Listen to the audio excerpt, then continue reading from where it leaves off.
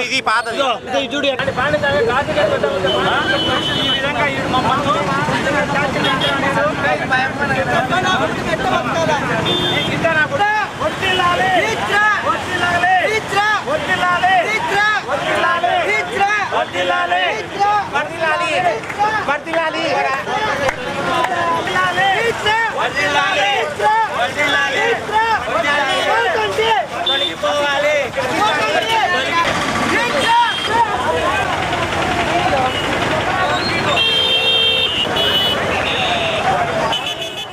పోతాం సార్ బండి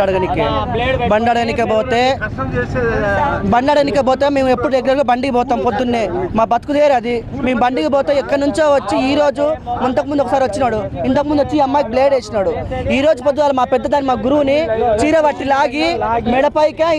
బ్లేడ్ వెనుక పోయిండు సార్ బ్లేడ్ చూడండి సార్ ఇది సార్ బ్లేడ్ సార్ ఇది సార్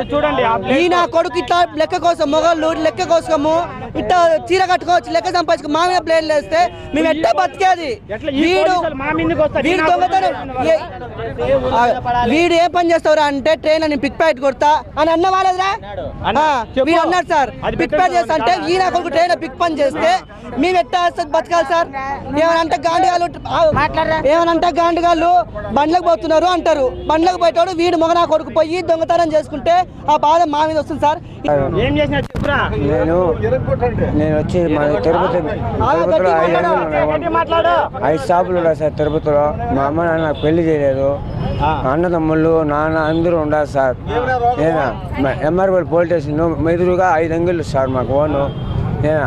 నేను ఉండేది అక్కడే ఉండేది మా అమ్మ నాన్న చేయలేదని ఇలా వీళ్ళతో చేరిపోవాలని అలా డ్రెస్ వేసుకొని తిరుగుతున్నా పెళ్లి కాలేదు మేడం నాకు అవ్వలేదు పెళ్లి అలా చేయలేదు మా అమ్మ చేయలేదు పెళ్లి చేయలేదు అందుకే ఇలా డ్రెస్ వేసుకొని తిరుగుతాను కొత్త తెలియదండి